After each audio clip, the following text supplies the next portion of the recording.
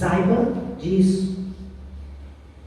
O cerco durou tanto, causou tamanha fome, que uma cabeça de jumento, tempo de guerra, né, irmãos? Tudo sobe. Tudo acaba, não tem mais comida, não tem mais água, aí tudo começa a subir. Então, uma cabeça de jumento valia 80 peças de prata e uma caneca de esterco de pomba. 5 peças de prata. Equivalia a mais ou menos 80 dias de trabalho. Olha que absurdo. Qual é o pobre que ia ter dinheiro para comprar? Vocês não tinham dinheiro para comprar nem água. Um dia, quando o rei de Israel inspecionava os muros da cidade, uma mulher gritou para ele: socorro, majestade. Essa mulher que gritou, ela gritou pedindo socorro ao rei de Samaria, tá? Aqui, nessa passagem aqui, nós conhecemos bem. Muitas vezes, quando alguma coisa acontece conosco, e algum profeta vem, profetiza, Deus usa alguém para dizer: olha, conserta a tua vida, porque senão, coisa pior vai sobreviver sobre ti. E ao invés dele se consertar, ele coloca a culpa no profeta. A culpa não é dele. Isso é antigo, isso é desde lá do Éden. Quando Adão pega, ele olha para Deus e diz: foi a mulher que tu me deste, culpa a Deus e culpa a mulher. Então ele pegou, a culpa não foi dele. Ele pegou porque Deus deu uma mulher para ele e a mulher fez ele pecar. Então a culpa foi da mulher e de Deus, não foi dele. Isso é antigo, é o veneno da serpente que corre nas nossas veias, né? E aí a mulher chama e pede: socorro, majestade. O rei respondeu: se o Senhor não socorrê-la, como poderei ajudá-la? Acaso há trigo na eira ouvindo meu lagar? Acaso os nossos celeiros estão cheios de comida para que eu possa te socorrer? O que eu posso fazer? Não posso fazer nada. Contudo, ele perguntou: qual é o problema? Ela respondeu: esta mulher me disse: vamos comer o seu filho hoje e amanhã comeremos o meu. Então cozinhamos o meu filho e o comemos. No dia seguinte eu disse a ela que era a vez de comermos o filho dela, mas ela havia escondido. Foi o seguinte: vê se eu vou passando fome, e na hora do desespero, irmão, clame ao Senhor.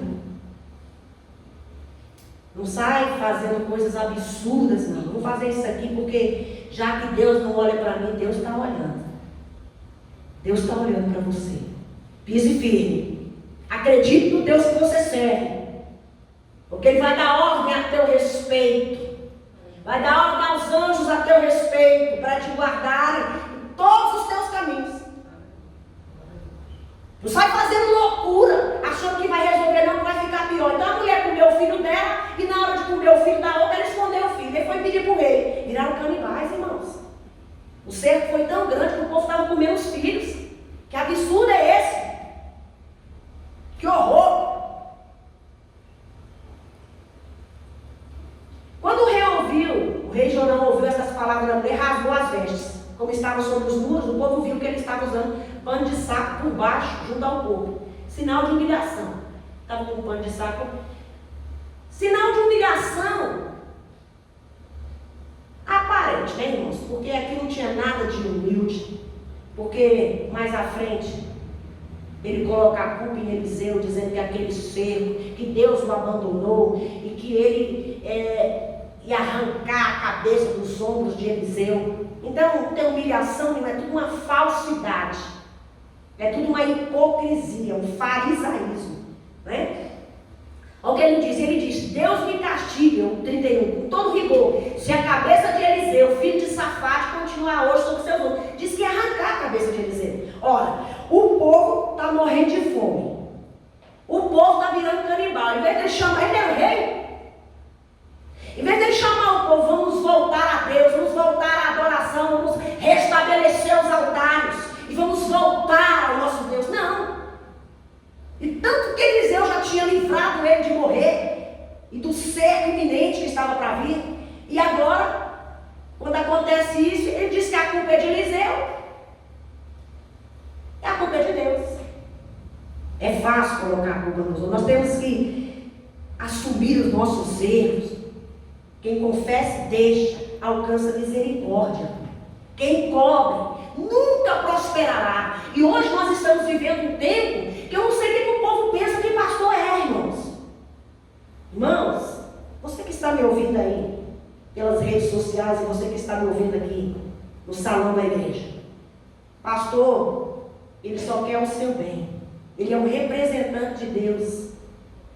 Ele quer que você alcance a salvação e entre pelas portas da Nova Jerusalém.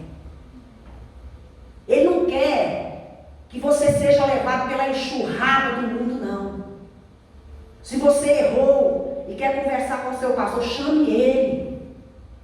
Ele tem um coração voltado para Deus, senão ele não seria sacerdote. É o amor de Deus que cobre o seu coração. Ele não quer que você seja lançado nos portais do inferno, não. Ele quer que você seja salvo, seja livre, que viva tudo aquilo que o Senhor planejou para a sua vida.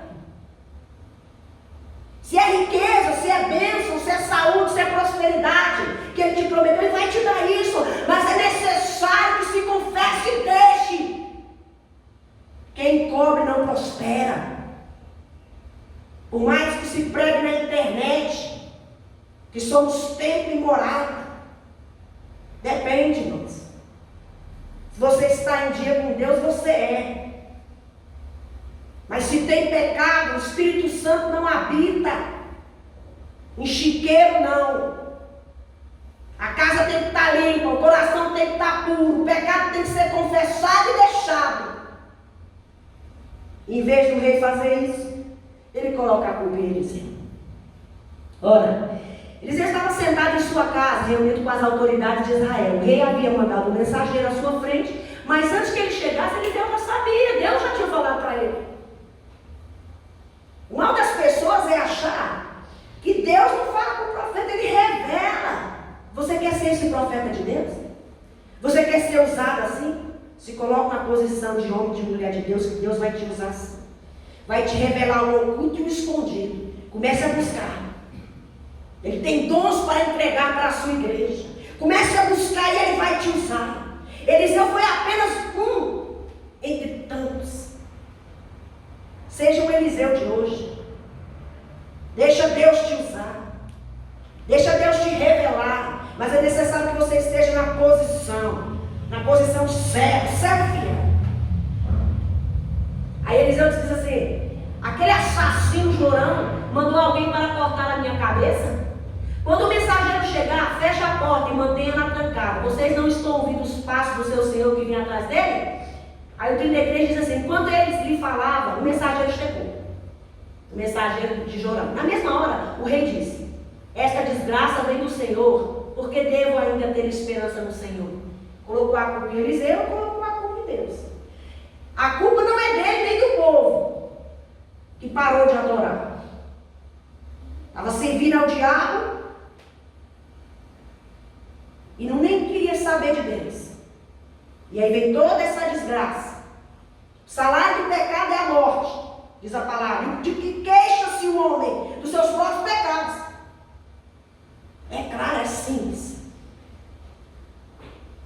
O rei coloca a responsabilidade da sua desgraça em Deus e desconta em Eliseu. Ele quer matar Eliseu.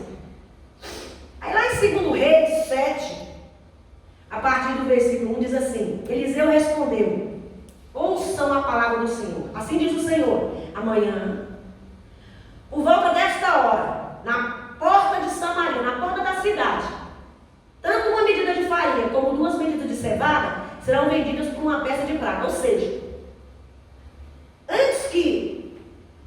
antes desse acontecimento, era 80 dias de trabalho para comprar uma cabeça de jumento. E agora ele está dizendo, em meio a todo esse caos, o profeta tem que ter coragem, irmãos. Em meio ao caos, em meio à doença, em meio ao câncer, em meio à lepra, em meio à desgraça que está acontecendo na sua vida, ele chega. Não porque ele está dizendo que vai acontecer, não, é porque Deus usa. Ele só tem que ter a coragem de falar. Não ficar igual o dragão engolindo fogo, não. É entregar o fogo que Deus manda para queimar a enfermidade, para dar vitória àquele que está precisando. E dizer, essa enfermidade não vai ter fim. Mas muitos se acovardam e não entregam o recado de Deus. E aquele teve coragem e disse: voltarão tudo ao preço normal. em cujo braço o rei estava se apoiando, disse o puxa-saco do rei, diz assim para Eliseu, sempre o puxa-saco se dá mal, né, irmãos? A gente vê lá na rebelião de Coré, Datã e Abirão contra Moisés e Arão, lá no deserto, que muitos morreram, mas os advogados, os que morreram primeiro.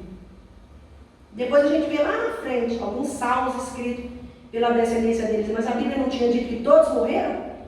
Alguns ficaram vivos, mas os advogados sempre é o que se dá mal. Aí o oficial, o puxa-saco do rei, diz assim: ainda que o Senhor abrisse as comportas do céu, será que isso poderia acontecer? Além de duvidar do profeta, esse oficialzinho aqui, de nada, ele é tão insignificante que nem o nome dele aqui é citado. Isso poderia acontecer? Coitado. Ele não sabe de quem ele estava falando. Ele estava falando do Criador do universo, aquele que manda chuva sem ter uma nuvem no céu, que abre as comportas da terra e alaga a terra. Ele acha que ele estava falando com quem?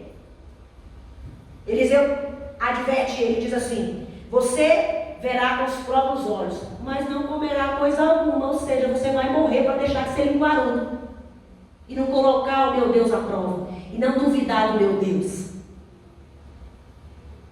Lá em 2 Crônicas 20:20 diz assim: crê nos seus profetas e prosperareis. Por que ele não creu? Poderia estar vivo, né?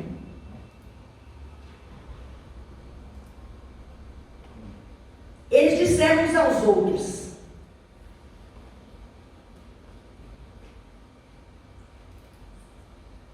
por que ficar aqui esperando a morte? Depois do 2,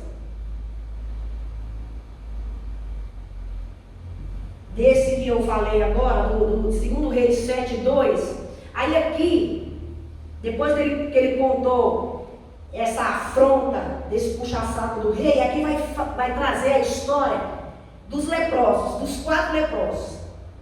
Entre esses 4 leprosos, aqui em 2 Reis 7:3, está Geazi. Que coisa interessante.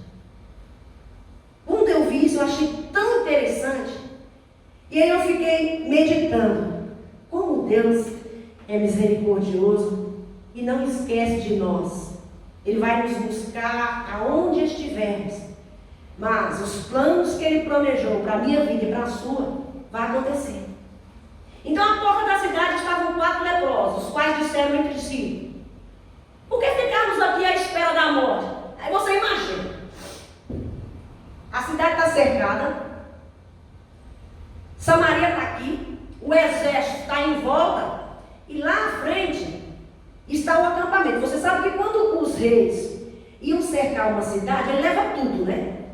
Ele leva a prata, leva o ouro, leva tudo que tem no palácio, ele leva o suprimento, as roupas, mas leva tudo, porque ele vai ficar ali cercando ali, seja por 1 ano, e o cerco aqui foi 3 anos. Então, demorou muito, e aí eles levam, ou demorando muito, ou demorando pouco, ele leva tudo, toda a riqueza, leva tudo.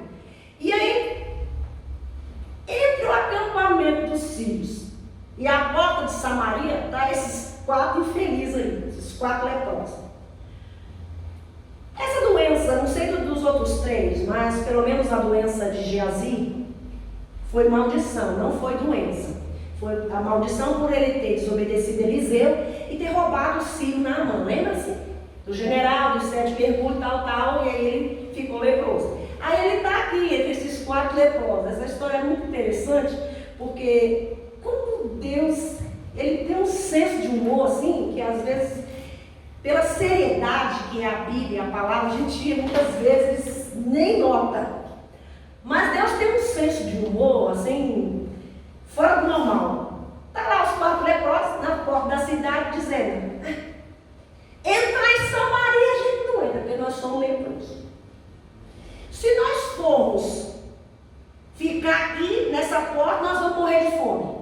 Vamos fazer o seguinte: vamos marchar lá para o lado lá daquele acampamento ali dos sírios e dos arameus, vamos ver o que dá. Deus olhou. Sabe como é que leproso é, né, irmão? Não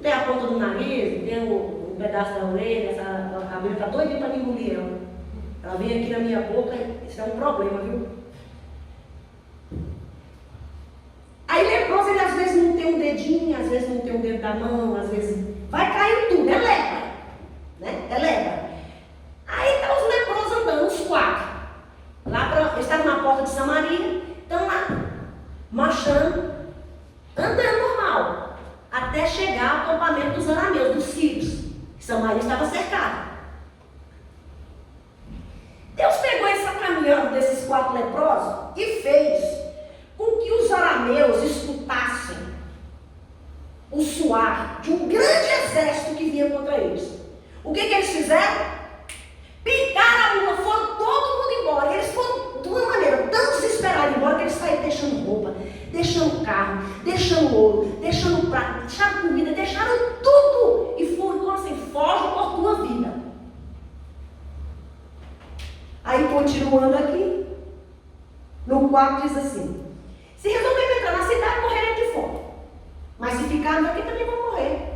Vamos, pois, ao acampamento dos arameus para nos render. Se eles nos pouparem, viveremos. Se nos matarem, nós vamos morrer mesmo. Né? Nós vamos morrer mesmo. Vamos, pelo menos, tentar viver. Ao anoitecer, eles foram ao acampamento dos arameus. Quando chegaram às imediações do acampamento, não havia ninguém ali, fugiram. Deus fez com que aquele caminhar dos 4 leprosos soasse aos ouvidos do inimigo como um grande exército, pois o Senhor tinha feito os arameus ouvirem o ruído de um grande exército com cavalos e carros de guerra, de modo que disseram uns aos outros: ouçam o rei de Israel. Ouçam, o rei de Israel contratou os reis dos hititas e dos egípcios para nos atacar. Então, no 7, para salvar suas vidas, fugiram ao anoitecer, abandonando tudo, tenda, cavalo, jumento, deixando o acampamento como estava. Uma coisa muito interessante aqui nessa passagem aqui que nós devemos tomar para nós.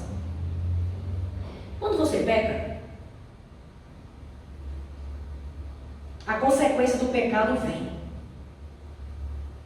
Você confessa, deixa, tal, continua a sua jornada de crente. Lá na frente, esse pecado que você pecou há trocentos anos atrás, ele vai te visitar de novo. Por que isso? Porque Deus quer saber o que você vai fazer diante dessa situação novamente. Se você vai cair novamente, você vai poder confiar em você como fiel verdadeiro. Se você vencer o pecado que te visita, você será exaltado. Se não, Deus vai te destruir. Saiba disso. Então, para salvar suas vidas, fugiram ao anoitecer, abandonando tendas, cavalos, jumentos, deixando o acampamento como estava. Tendo chegado às imediações do acampamento, os leprosos entraram em uma das tendas. Comeram, beberam, pegaram prata, ouro, roupa e saíram para esconder tudo. Depois voltaram a entrar em outra tenda, pegaram o que quiseram e esconderam isso também. Geazi olhou, olharam uns para os outros, aí no 9 diz assim: então disseram uns aos outros: não estamos agindo certo. Este é um dia de boas notícias, não podemos ficar calados.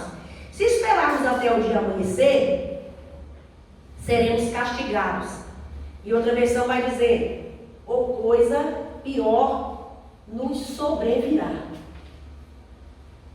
Então o 10 vai dizer assim: foram chamar a sentinela na porta da cidade e lhes contaram. Geazi foi fiel. Ele não tinha roubado os filhos uma vez? O pecado que ele cometeu lá atrás voltou a visitá-lo. Se ele tivesse roubado os filhos aqui de novo, ele não ia somente ficar leproso, ele ia morrer sem salvação e sem honra. Mas ele resistiu, venceu, foi ao acampamento, chamou o sentinela lá no 10. E conta: entramos no acampamento arameu e não vimos nem ouvimos ninguém. Havia apenas cavalos, jumentos amarrados e tendas abandonadas.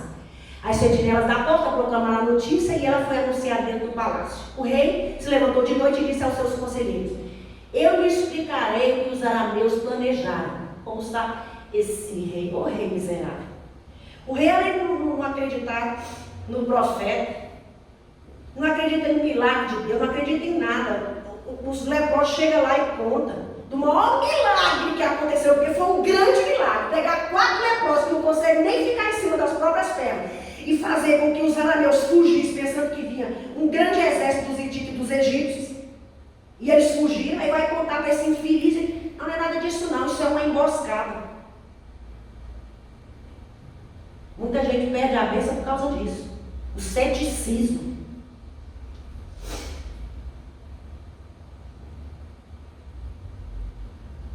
Aí ele diz, um de seus conselheiros respondeu, manda que alguns homens apanhem 5 dos cavalos que restam na cidade.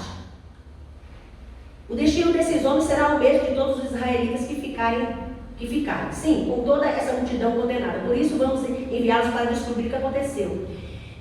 Quando a gente lê isso aqui bem rapidinho, a gente pensa, ele mandou os cavalos, né? Ele tinha 5. E o povo morrendo de fome. Porque ele não matou esses infelizes desses cavalos, não deu para o povo comer. O povo estava comendo os filhos, o rei estava muito preocupado. Viu como ele é um hipócrita? Vestido de pano de saco, grande coisa.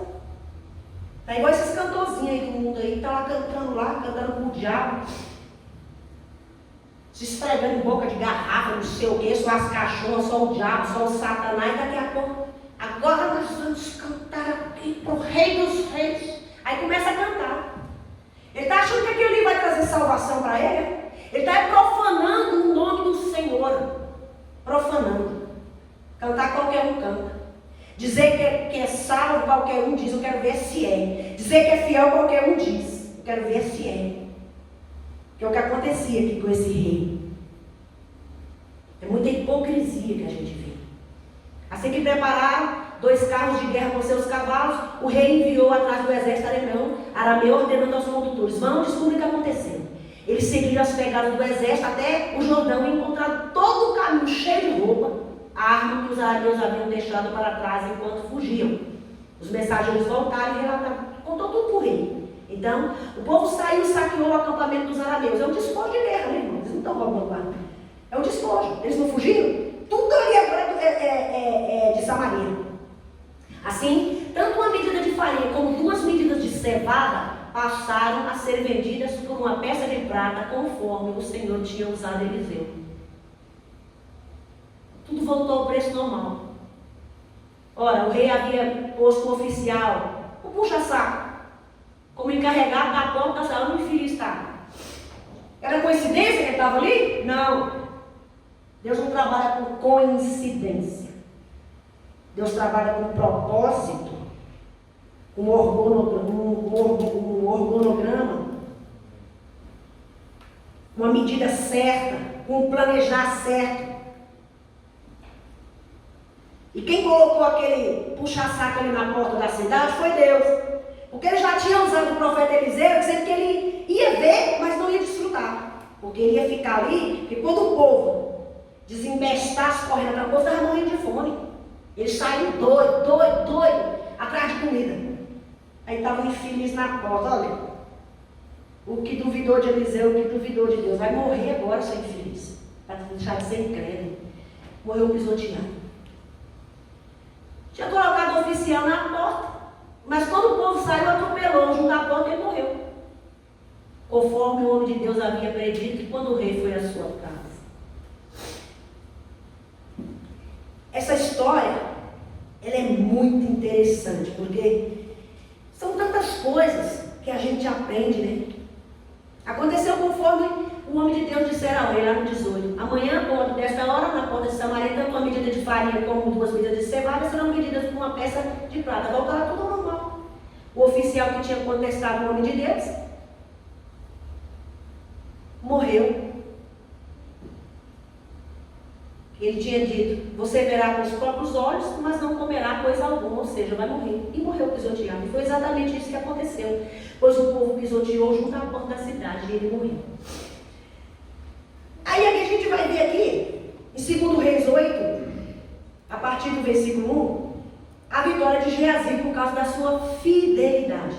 Ele não foi fiel quando o pecado visitou ele de novo. Ele não quis roubar os filhos, foi lá, contou para o rei, esse incrédulo, esse João, que o exército tinha fugido e tal, contou tudo. Não roubou ninguém, ele poderia ter roubado, comido e ido embora, mas ele ia morrer de lepra, ia morrer sem salvação.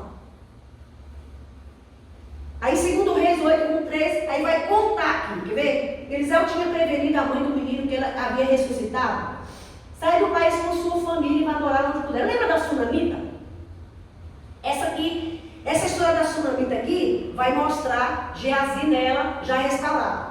Pois o Senhor determinou uma fome nesta terra que durará 7 anos. Eliseu chama a sunamita e diz para ela: sai daqui, fica longe, 7 anos longe daqui, porque vai ter uma fome nessa terra tão grande que você vai morrer com seu filho. A mulher seguiu o conselho do homem de Deus, partiu com sua família e passou 7 anos na terra dos filisteus. Quando ela voltou, naquela época já existia os sem terra, né? A terra dela estava ocupada pelos sem terra, devia ter a CUT da época. Aí chegaram, invadiram a terra. Ao final dos 7 anos, ela voltou a Israel e foi fazer um apelo ao rei para readquirir a casa dela. Estava ocupada. Invadiram a casa. Começaram a desfrutar tudo que tinha ali, dos pastos, das plantações ali dela. E aí ela vai ao rei. Aí sim, em 2 Reis 8:4, ao 6 vai dizer assim: o rei estava conversando com Geazi, servo do homem de Deus. Ele voltou a ser servo de Eliseu. Que coisa linda, né? Deus não desistiu de Geazi, porque Geazi provou o seu valor. Ele errou, porque o cair é do homem, mas o levantar é de Deus. Mas é necessário que tenha uma predisposição no homem, uma vontade de ser restabelecido, de ser curado da lepra, de ser curado do pecado, de ser livre, para poder ser exaltado. Ele estava conversando com Geazi, servo do homem de Deus, e disse: conte-me todos os prodígios que Eliseu tem feito. Aí ele foi contar. Enquanto Geazi contava ao rei como Eliseu havia ressuscitado um menino, o filho da sunamita, que deixou por 7 anos a casa por causa da fome, ele tinha ressuscitado, ele estava contando. E quando ele estava contando que o filho ressuscitou e tal, a mulher entra. Ela não voltou e a casa estava ocupada? Aí ela volta, a casa está ocupada, ela vai em quem? Ao rei. Aí quando ela vai ao rei, Geazi está conversando com o rei, contando a história dela, do milagre que Deus tinha operado através de Eliseu, né? O filho dela, de ressuscitar o filho dela. Ela chega para apresentar sua petição ao rei para readquirir sua casa, sua propriedade. Geazi exclamou: olha a mulher aí, essa aí, meu senhor. Este é o filho dela, que Eliseu ressuscitou. Aí o 6 vai dizer assim: o rei pediu que ela contasse todo o ocorrido. Ela conta, confirma os fatos. Então ele manda um funcionário cuidar do caso dela. E lhe ordena: devolva tudo que pertencia a ela, toda a terra, a renda das colheitas, desde que ela saiu do país até hoje. Aqui ele foi justo. Devolveu tudo. E aqui, parece que ele já estava mais ou menos entendendo quem era Eliseu, porque ele estava conversando com Geazi, querendo saber como é que Deus usava aquele homem, né? Como é que Deus usava um homem de uma maneira tão poderosa, né? E a gente vê nessa história, e a gente tira para nós, que muitas vezes o cerco na nossa vida, irmãos, é para nos consertar, para nos consertarmos de alguma coisa, e para nós trazermos para a nossa vida aquilo que Deus quer de nós. Muitas vezes Ele quer mais adoração, muitas vezes Ele quer mais oração, muitas vezes Ele quer um compromisso maior, porque saiba de uma coisa: Deus não vai desistir de você. Da mesma maneira que Geazi aqui foi restaurado, Deus quer te restaurar. Você errou, se você errou, Deus quer te restaurar. Confesse, deixe, resista ao diabo e ele fugirá de vós. Confesse o seu pecado e deixe, para que você alcance misericórdia. Da mesma maneira que Geazi aqui, ora leproso, agora restaurado, voltou a ser servo de Eliseu e estava agora diante da presença do rei, exaltado. Não é qualquer um que chega na presença do rei. Não é qualquer um. Para chegar na presença do rei, e aqui eu estou falando do rei celestial, é necessário que haja arrependimento, compromisso, fidelidade. E que nós possamos trazer esta história tão diferente, mas tão esclarecedora para a nossa vida espiritual, daquilo que o Senhor pode fazer na minha vida e na sua vida. Mesmo nós, muitas vezes erramos, porque erramos mesmo, irmãos. Aqui não há super crentes. Não. Todos nós estamos sujeitos aos mesmos erros que os nossos antepassados, uns mais, outros menos. Mas confia no teu Deus, confia no seu pastor, vá até ele, peça ajuda. Peça ajuda. Não fica contando os seus nos corredores por aí, não. Conta para aquele que pode resolver. Conta para aquele que pode te restabelecer. Conta para aquele que pode te segurar na sua mão e andar contigo até o final. Amém? Que o Senhor nos abençoe e nos dê vitória. E que essa história, nós não esqueçamos nunca dela. Que nós possamos trazê-la à nossa memória sempre, sabendo que o nosso Deus é um Deus que prova, é um Deus que entende e é um Deus que restaura. Amém? Deus nos abençoe.